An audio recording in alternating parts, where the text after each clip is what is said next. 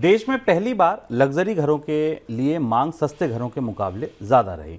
Real estate consultancy firm Knight Frank की report के मुताबिक सितंबर तिमाही के दौरान देश में 8 बड़े शहरों की अगर घरों की डिमांड देखी जाए तो 12% बढ़ी है। लेकिन इस डिमांड को बढ़ाने में लग्जरी घरों का योगदान ज़्यादा है। लग्जरी घरों की मांग 39% बढ़कर 28,642 घरों की रही, जबकि सस्ते घरों की मांग सिर्फ 10% टूट गई है। 10% की गिरावट और 39% का उछाल। ये आप देखिए, इससे समझ आ जाएगा कि लग्जरी घरों की मांग लगातार बढ़ रही है। कुल 24,143 घर की मांग रही अगर सस्ते घरों की देखें।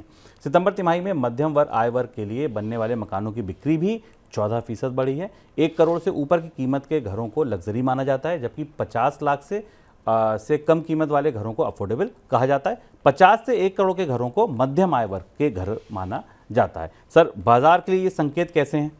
रियल एस्टेट बाजार के लिए संकेत अच्छा नहीं है और आप इसे हम ऐसा इसलिए कह रहे हैं क्योंकि आंकड़ों को आप भीतर से जब खोल कर देखें तो ये समझ में आएगा। मोटे तौर पर आपको दिखाएगा कि भारत में मकानों की बिक्री या मांग बढ़ रही है, सुर्खियों में दिखाई देता है। पर आपको याद होगा कि मनी 9 पर हमने विस्तार से रियल एस्टेट बाजार में क्या होने वाला है ये कुछ महीने पहले आपको बताया था और वो नतीजा आपके सामने अब निकल कर आ गया है। हमने बताया था कि भारत के रियल एस्टेट मार्केट में या हाउसिंग मार्केट में एक बहुत बड़ा शिफ्ट आने वाला है और उस शिफ्ट का नतीजा आपके सामने है। आंकड़ों को गौर से करीब से देखिए। आंकड़े बता रहे हैं कि भारत में लग्जरी मकानों की मांग में बढ़ोतरी हुई है। कितने मकान बिके हैं? एक क्वार्टर में 28,000 के आसपास 10,000 मकानों की मंथली की बिक्री दिख रही है।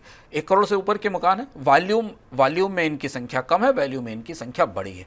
50 लाख से 1 करोड़ और 1 करोड़ से ऊपर के मकानों की बिक्री ये बता रही है कि भारतीय बाजार का, भारत का रियल एस्टेट सेक्टर, भारत का हाउसिंग सेक्टर, भारत का हाउसिंग लोन सेक्टर और उसके साथ जितनी एंसिलरी इंडस्ट्री थी, जिस बाजार के लिए बनी थी, तैयार हुई थी, वो बाजार अब खत्म हो चुका है और पूरा का पूरा रियल एस्टेट मार्केट शिफ्ट होकर अब 50 लाख और उससे ऊपर के मकानों तक पहुंच गया है।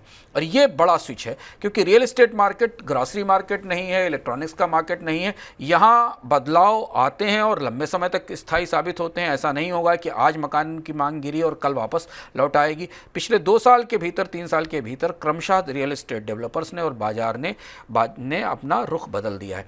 इसलिए शहर के उन इलाकों में, जिस इलाके में आप रहते हों, अगर आप महानगरों के आसपास रहते हैं, जिन इलाकों में पहले सस्ते मकान दिखते थे, जहां 35-40 लाख रुपए के मकान बेचने के लिए बोर्ड लगाए जाते थे, प्रचार किया जाता था, अब वो सब कुछ बंद हो चुका है। उन्हीं इलाकों पर में महंगी और 50 लाख और 1 करोड़ से ऊपर के मकान बिक रहे हैं, जिनकी बिक्री दूसरे तरीके से हाई नेटवर्थ इंडिविजुअल्स को की जा रही है। तो बड़ा शिफ्ट है भारत के बाजार में और इसलिए अच्छी खबर नहीं है क्योंकि मकानों की सारी रियायतें, कोशिशें और लोगों को मकान देने की कोशिशें तो सस्ते मकानों के लिए थी। अफोर्डेबल हाउसिंग के लिए सरकार सब्सिडी देती है। रेरा जैसी संस्थाओं को इसलिए बनाया गया था कि अफोर्डेबल हाउसिंग को सस्ता करे। लेकिन यहाँ से, और ये अर्थव्यवस्था के पहिए में जो डिमांड का सबसे बड़ा हिस्सा, उसके सिकुड़ने का भी संकेत है। इससे विस्तार से उस इकोनॉमिका में आपको बता चुके हैं कि भारत में सस्ते मकान बिकेंगे तो भारत की अर्थव्यवस्था का पहिया घूमेगा।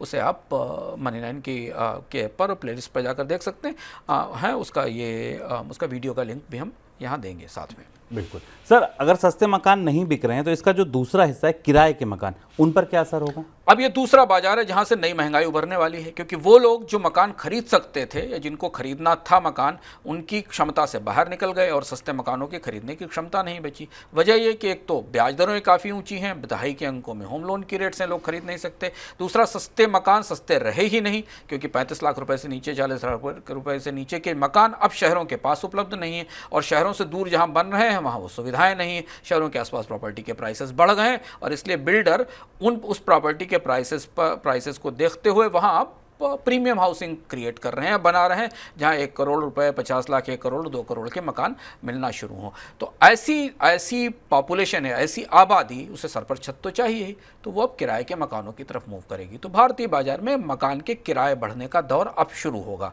क्योंकि इसके बाद जो मध्य वर्ग या निम्न मध्यम वर्ग है, जो अपने सर पर एक छत ढूंढ रहा था, जब वो नहीं खरीद पाएगा तो किराए के मकान में रहेगा और इसलिए किराए के मकानों की डिमांड भी आने वाले समय में बढ़ेगी और भारत में महंगाई के सूचकांक में किराए में बढ़ोतरी भी रिफ्लेक्ट होगी। हालांकि ये प्रक्रिया पिछले 6 महीने 8 महीने से शुरू हो चुकी है, मकान के किराए बढ़ना शुरू हो गए हैं, लेकिन अब ये और ज़्यादा स्थायी होता हमें दिखाई देगा।